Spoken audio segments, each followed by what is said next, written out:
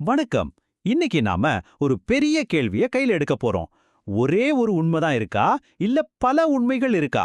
இந்த கேள்விக்கு இந்து தத்துவத்துல வந்த 3 முக்கியமான பதில்கள 3 பெரிய ஞானிகளோட பார்வையில பார்க்கலாமா? கொஞ்சம் யோசிச்சு பாருங்க. நீங்க இந்த பிரபஞ்சத்தோட ஒரு பகுதியா, அதோட ஒன்றிணைந்தவரா, இல்ல அதுக்கு சேவை செய்யற ஒரு தனிப்பட்ட ஆளா? மெய்ப்பொருள்னு சொல்றோமே, அதோட உண்மையான தன்மை என்ன? அதுல நம்மளோட இடம் என்ன? வாங்க தேட ஆரம்பிக்கலாம். சரி, இந்த தேடல்ல நாம எதெல்லாம் பார்க்க போறோம்னா, முதல்ல இந்த 3 பாதைகள் என்னென்னன்னு பார்ப்போம். அப்புறம் தூய அறிவோட பாதை, அத தொடர்ந்து பக்தியோட பாதை, அதுக்கப்புறம் ராமானுஜர் சொன்ன அந்த ஸ்பெஷலான பாதை, அது எப்படி ஒரு சமூக மாற்றத்துக்கே காரணமாச்சுன்னு பார்க்க போறோம். கடைசியா இது எல்லாத்தையும் ஒப்பிட்டு முடிக்கலாம். அத்வைதம், துவைதம், விசிஷ்டாத்வைதம் இந்த மூணுமே வாழ்க்கையோட முக்கியமான கேள்விகளுக்கு வேற வேற பதில்களை சொல்லுது. ஆனா மூணுமே ரொம்ப சக்தி வாய்ந்த தத்துவங்கள். சரி, வாங்க நம்ம பயணத்தை ஆரம்பிக்கலாம். முதல் பாதை தூய அறிவின் பாதை. இத நமக்கு கொடுத்தவர் மாபெரும் ஞானி ஆதிசங்கரர். அவரோட அத்வைத்த வேதாந்தம் என்ன சொல்லுதுன்னு பாப்போம். அத்வைத்த வேதாந்தம், இதுக்கு பேரு இருமையற்ற தத்துவம். ரொம்ப சிம்பிளா சொல்லணும்னா, இங்க இருக்கிற ஒரே ஒரு உண்மை பிரம்மம் மட்டும்தான். அப்போ நம்ம பார்க்குற இந்த உலகம், அது ஒரு தோற்றம், ஒரு மாயை. அதாவது நீங்க, நான், இந்த மரம், இந்த மலை எல்லாமே அந்த ஒரே பிரம்மத்தோட வெவ்வேறு வடிவங்கள் தான். தனியே எதுவும் கிடையாது. இத மாண்டூக்கிய உபநிடதம் ரொம்ப அழகா சொல்லுது. பிரம்மம் மட்டுமே மெய், உலகம் ஒரு மாயை. தனிப்பட்ட ஆன்மா பிரம்மத்தை தவிர வேற இல்ல. யோசிச்சு பாருங்க, நீங்களும் அந்த பரம்பொருளும் ஒண்ணுதான் அப்படிங்கிற அறிவை அடையும் போதுதான் உண்மையான விடுதலை, அதாவது மோட்சம் கிடைக்குதுன்னு சொல்லுது அத்வைதம். அப்போ அத்வைதத்தோட முக்கிய கொள்கைகள் என்னென்ன? 1, பிரம்மம் மட்டும்தான் ஒரே உண்மை. 2, நாம பார்க்குற இந்த உலகம் ஒரு மாயத் தோற்றம். 3, நம்மளோட ஆன்மா, அதாவது ஆத்மன் பிரம்மத்திலிருந்து வேற இல்ல, 2 ஒண்ணுதான்.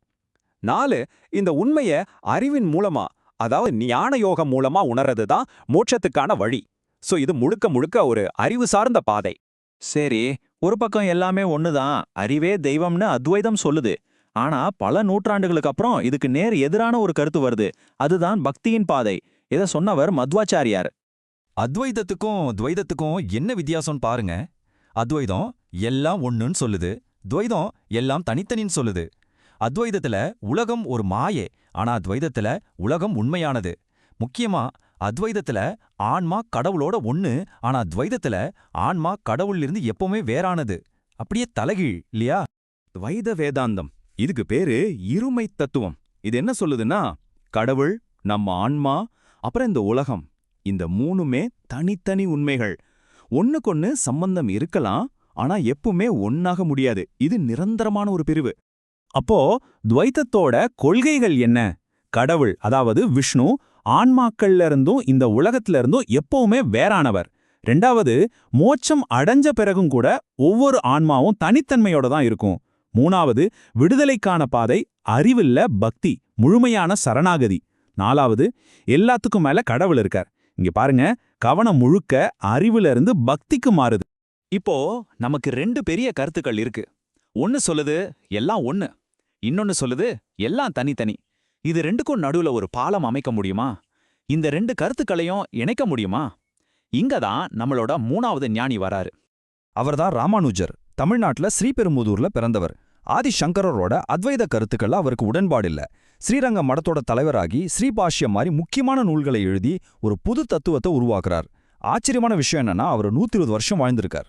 ராமானுஜர் சொன்ன அந்த நடுப்பாதைக்கு பேரு தான் விசிஷ்டாத்வைதம், அதாவது தகுதி வாய்ந்த இருமையற்ற தன்மை. இது என்ன சொல்லுதுன்னா, ஆமா, பிரம்மம்னு ஒரே ஒரு மெய்ப்பொருள் தான் இருக்கு. ஆனா அந்த ஒரு மெய்ப்பொருளுக்குள்ள பலவிதமான ஆன்மாக்களும் இந்த உலகமும் உண்மையாவே இருக்கு. அதாவது ஒற்றுமையும் உண்மை, வேற்றுமையும் உண்மை.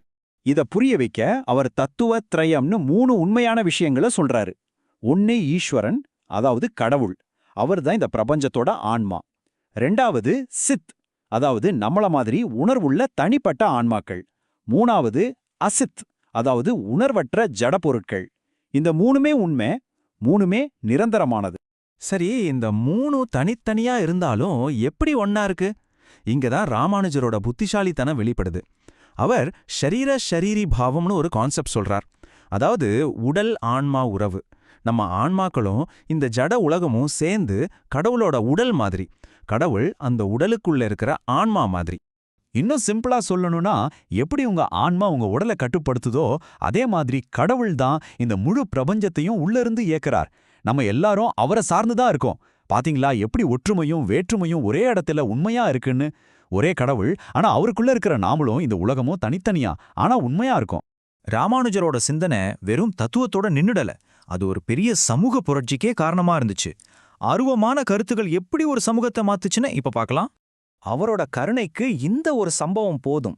அவருக்கு ஒரு ரகசிய மந்திரம் உபதேசிக்கப்படுது. இதை யாருக்கும் சொல்லாத, சொன்னா உனக்கு நரகம் கிடைக்கும்னு குரு சொல்றார். ஆனா ராமானுஜர் என்ன செஞ்சார் தெரியுமா? கோயில் கோபுரத்து மேல ஏறி ஊர்ல இருக்கிற எல்லாரும் கேக்குற மாதிரி அந்த மந்திரத்தை உரக்க சொன்னார். எனக்கு நரகம் கிடைச்சாலும் பரவாயில்ல, இந்த மந்திரத்தை கேட்டு கோடிக்கணக்கான மக்கள் முக்தி அடைஞ்சா அது போதும்னு சொன்னார். இதுதான் உண்மையான கருணை. அவரோட தத்துவம் என்ன சொல்லுச்சு? நம்ம எல்லாரும் கடவுளோட உடம்புல ஒரு பகுதின்னு. அப்ப நம்ம எல்லாருமே சமந்தானே. இந்த ஒரு கருத்தை வச்சுதான் அவர் சமூகத்துல பெரிய மாற்றங்களை கொண்டு வந்தார். சாதி மதம் பாலினம் பார்க்காம எல்லாரும் சமம்னு சொன்னார். அது வரைக்கும் கோயிலுக்குள்ள போக முடியாதவங்களையும் உள்ள அனுமதிச்சாரு. தாழ்த்தப்பட்டவங்கள திருக்குலத்தார், அதாவது தெய்வீக குலத்துல பிறந்தவங்கள்னு பெருமையா அழைச்சார். இந்த சமத்துவ கருத்தை பரப்ப 74 மையங்களையும் நிறுவனம். அவரோட அந்த சமத்துவ சிந்தனையை போற்றும் வகையில தான் இன்னைக்கு ஹைதராபாத்ல 216 அடி உயரத்துல சமத்துவ சிலையை நிறுவியிருக்காங்க. இது உலகத்திலேயே மிக உயரமான அமர்ந்த நிலை சிலைகள்ல ஒண்ணு. சரி, நாம 3 வெவ்வேறு பாதைகளை பார்த்துட்டோம். அறிவின் பாதை, பக்தியின் பாதை, அப்புறம் அறிவும் பக்தியும் இணைந்த பாதை. இது 3ஐயும் ஒரு தடவை ஒப்பிட்டு பார்த்தா நமக்கு இன்னும் தெளிவா புரியும்.